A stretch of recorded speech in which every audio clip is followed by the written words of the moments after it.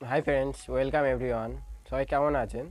আশা করি সবাই ভালো আছেন আর সুস্থ আছেন। তো ফ্রেন্ডস, আজকে আমরা এই যে বেড জয়েন্ট দেখতে পাচ্ছেন, এই যে বেড জয়েন্টটা আজকে আমরা বানানো শিখব। এই বেড জয়েন্টটা হয়েছে কি তোমার, এই দেখুন, এই একটা কাঠ, এই তিনটে কাঠ, এই তিনটে কাঠ দিয়ে আমরা জয়েন্টটা করেছি।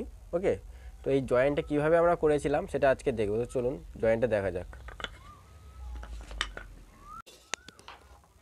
জয়েন্টটা বানানোর জন্য ফার্স্ট আমরা 3 পিস কাঠ নিয়ে নেব। 2 পিস কাঠের সাইজ থাকবে 9.5 বা 10.5 বা 11.5, তুমি যেরকম ইচ্ছা কাঠ নিতে পারো তোমরা। তবে যে দুটো কাঠের সাইজ যেন একই হয়, আর মাঝখানে যে বড় কাঠটা থাকবে সেই কাঠের সাইজটা ওই দুটো কাঠের সাইজ থেকে বড় হয়। এবার আমরা কি করব, যে দুটো মাপের কাঠ, এক সাইজের কাঠ, সেই কাঠ দুটোর ফিতে ধরে পুরো মিডিল থেকে দাগ দিয়ে নেব। তাহলে আমরা এখন মিডিল থেকে দাগ দিয়ে নিলাম। দাগ দিয়ে নিয়ে আমরা কি করছি, যেটা সবচেয়ে বড় মাপের কাঠ আছে, ওই বড় মাপের কাঠটা ওই যে দাগের মাঝখানে একদম মিডিল করে ধরবো। এই যে দেখতে পাচ্ছেন ভিডিওতে মিডিল করে ধরা হয়েছে, ধরে দু সাইডে দুটো দাগ কেটে নিলাম। এবার ওই দাগটা মাটাম ধরে আমরা সোজা করে দাগ টেনে নেব বা লাইন টেনে নেব। ওকে, তো আমরা মাটাম ধরে এখন সোজা করে লাইনটা টেনে নিচ্ছি। দেখতেই পেলেন কি সুন্দর একটা লাইন টেনে নিয়েছি। এবার অপর যে কাঠটা আছে সেম, তো ওই কাঠটাও আমরা একই করব, মাটাম ধরে দুটো কাঠ সেম লাইন টেনে নেব। তাহলে আমরা কি সুন্দর এসে সেম লাইন টেনে নিলাম। তো দেখতেই পাচ্ছেন লাইনটা টানা হচ্ছে, একদম সেম লাইন টানতে হবে। আমাদের লাইন টানা প্রায় কমপ্লিট হয়ে এসছে। দেখুন একদম সেমভাবে লাইনটা টানতে হচ্ছে। ওকে, তো সেম না টানলে প্রবলেম হয়ে যাবে, তো আমাদের সেমভাবে লাইন টেনে নিলাম। এবার আমরা কি করছি, ওই কাঠটা ফেরো হতে বসাচ্ছি, একদম ধার থেকে সমান করে বসাচ্ছি। ধার থেকে সমান করে বসিয়ে পিছন দিক থেকে আমরা লাইনটা টেনে নিলাম। তার মানে কাঠের যে হচ্ছে মোটা অংশটা, ওই মোটা অংশটা ওই গ্যাপের মধ্যে বসবে, সেই জন্য আমরা সেই মাপ করে লাইনটা টেনে নিলাম। ওকে, এবার এটা হচ্ছে প্রায় 1 ইঞ্চির কাছাকাছি হয়েছে। আমরা এটা লাইন গ্যাপটা দেখছি ফিতে ধরে কত কাটতে হবে, 1 ইঞ্চি কাছাকাছি হয়ে গেছে। এবার আমরা ওই মাপটা নিয়ে, ওই যে কাটার মেশিন আছে, কাটার মেশিনের সেম মাপটা নিয়ে নেব, বা একটুখানি কমও রাখতে পারেন।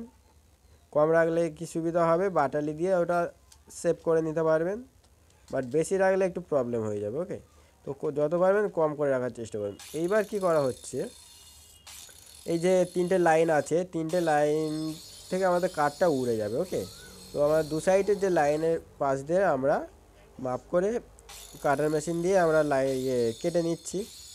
তো দেখুন কত সুন্দরভাবে হালকা করে কেটে নিতে হচ্ছে, বেশি চাপাচাপি করবেন না। ওকে, তো নাহলে কাটার মেশিন ব্যাকে মারতে পারে। তো দেখুন কীরকমভাবে আমরা কেটে নিচ্ছি কাটার মেশিন দিয়ে, কত সুন্দরভাবে কেটে নিচ্ছি। তো দেখুন এই যে প্রায় কাটা হয়ে এসছে। ওকে, আমাদের কাটা প্রায় কমপ্লিট, হয়ে গেছে। এবার আমরা কি করব, এইবার আমরা একটা হাতুড়ি নিয়েছি আর বাটালি নিয়েছি, নিয়ে ওই যে দু সাইড দিয়ে কেটেছি ওই কাটাটা আমরা এবার হচ্ছে হাতুড়ি মেরে উড়িয়ে দেবো, দিয়ে একটা গ্যাপ সিস্টেম মতো করে নিচ্ছি।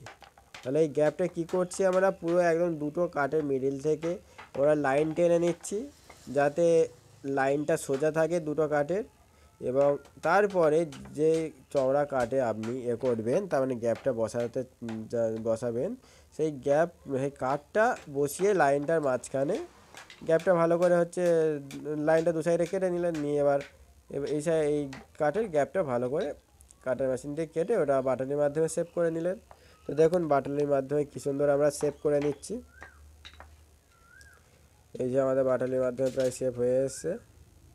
ওকে, তাহলে একটা আমাদের কাটা কমপ্লিট হয়ে গেছে। এই দেখুন এই কাটাটা কমপ্লিট হয়ে গেছে। এবার আমরা দ্বিতীয়টা কাটবো। তো আমরা দ্বিতীয় কাটা প্রায় কমপ্লিট, তাহলে আমার কাজ একদম কমপ্লিট হয়ে গেছে। দুটো গ্যাপ কেটে নিয়েছি আর ওই যে লম্বা কাটটা নিয়ে আমরা এই জয়েন্ট করে নিলাম।